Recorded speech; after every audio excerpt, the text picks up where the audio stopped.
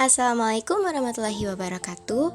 Hari ini saya akan menjelaskan materi organisasi keagamaan yang dibuat oleh kelompok kami yang telah disusun oleh Muhammad Mufasya, Nabila Amanda Putri, dan Raihan Eka Dharma. Selanjutnya kita masuk ke daftar isi yang berisikan 4 bagian. Yang pertama adalah latar belakang, kedua pembahasan, ketiga sesi tanya jawab, dan yang keempat penutup. Kebijakan politik etis, terutama program edukasi, telah melahirkan golongan intelektual yang memiliki cara pandang baru. Selain itu, perkembangan pers di Indonesia turut membuka wawasan bangsa Indonesia tentang perkembangan dunia. Cara pandang baru membawa perubahan bagi bangsa Indonesia. Perlawanan bangsa Indonesia yang semula bersifat kedaerahan dengan mengandalkan perjuangan secara fisik berganti menjadi perjuangan secara lebih terorganisasi dengan mengedepankan diplomasi. Para intelektual muda berjuang melalui organisasi-organisasi pergerakan nasional. Organisasi pergerakan nasional tersebut juga ada yang berdasarkan keagamaan. Perjuangan pergerakan nasional Indonesia pada awal abad ke-20 Masehi tidak lepas dari peran organisasi pergerakan Islam. Hal tersebut dipengaruhi oleh beberapa faktor, yaitu faktor internal. Yang pertama, adanya keinginan untuk melawan kolonialisme Belanda di Indonesia. Yang kedua, adanya keinginan untuk melawan kristenisasi bangsa barat di Indonesia. Ketiga, munculnya tokoh-tokoh keagamaan yang memiliki pemikiran progresif. Yang keempat, tokoh-tokoh agama Islam ingin mewujudkan kesejahteraan masyarakat pribumi melalui program sosial, politik, dan pendidikan. Selanjutnya, faktor eksternal. Yang pertama, keberhasilan revolusi-revolusi Islam di kawasan Timur Tengah. Kedua, munculnya paham pan-Islamisme di negara-negara Timur Tengah. Selanjutnya, masuk ke pembahasan. Beberapa organisasi pergerakan bersifat keagamaan yang lahir pada masa pergerakan nasional adalah sebagai berikut.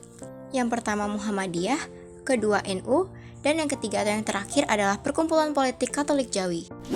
Kita masuk ke yang pertama, yaitu Muhammadiyah. Muhammadiyah ini didirikan di Kampung Kauman, Yogyakarta pada 18 November 1912. Pembentukan organisasi ini berawal dari keprihatinan Kiai Haji Ahmad Dahlan terhadap kondisi umat Islam yang pada saat itu masih mempercayai unsur mistik serta belum menerapkan ajaran Islam secara murni. Atas dasar itu, Kiai Haji Ahmad Dahlan berusaha memperbaiki keadaan secara menyeluruh dengan menerapkan ajaran Islam yang sebenarnya berdasarkan Al-Quran dan hadis. Lalu organisasi ini menerapkan konsep Wahabiyah yang ditandai dengan sistem organisasi modern, lembaga pendidikan, serta penerbitan surat kabar dan buletin keagamaan. Aktivitas ini dalam bidang pendidikan ditandai dengan pendirian beberapa sekolah. Pada 1919, Muhammadiyah mendirikan High School Muhammadiyah yang merupakan sekolah tingkat kelanjutan. Pada 1921, nama sekolah tersebut diganti menjadi Quick School Muhammadiyah. Lalu, pada 1923, Muhammadiyah membagi sekolahnya menjadi dua, yaitu Mu'alimin untuk anak laki-laki dan Mu'aminat untuk anak perempuan. Yang kedua, Nahdlatul Ulama atau yang sering kita sebut dengan NU, merupakan organisasi sosial keagamaan atau Jamiyah Diniyah Islamiyah yang didirikan oleh para ulama, yaitu Kiai Haji Hashim Asy'ari, Kiai Haji Abdullah Wahab Hasbullah, Kiai Haji Bisri Syamsuri, Kiai Haji Mas Alwi, dan Kiai Haji Ridwan.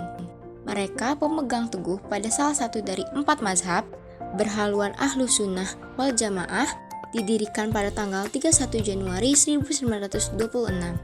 Tujuannya tidak hanya untuk mengembangkan dan mengamalkan ajaran Islam, tetapi juga untuk memperhatikan masalah sosial, ekonomi, dan sebagainya dalam rangka pengabdian kepada umat manusia.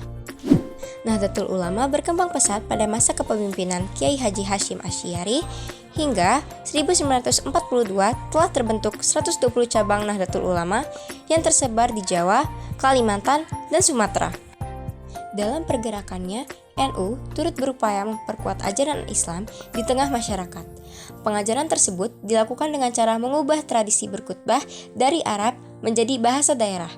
Perhatian utama para ulama pendiri Nahdlatul Ulama adalah gerakan pemberdayaan umat di bidang pendidikan. Perhatian tersebut dijalankan melalui Lembaga Pendidikan Ma'arif Nahdlatul Ulama atau juga sering disebut dengan Darul Ma'arif.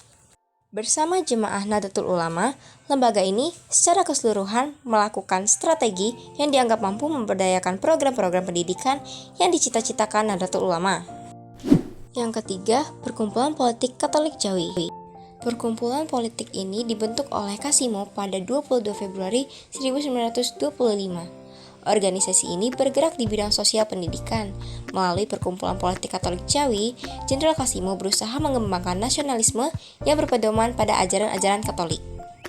Perkumpulan Katolik Jawi ini merupakan hasil pemikiran 5 tokoh yang berisikan Raden Mas Jenderal Sudaji, F. Sutrisno, C. Pratono, dan Insinyur Jenderal Kasimo dengan Jan van Rijkenvorsel. Kegiatan ini atau pemikiran ini terjadi melalui kegiatan surat menyurat keempat orang Jawa tersebut dengan Jan van Rijkenvorsel yang saat itu berada di Weltevreden.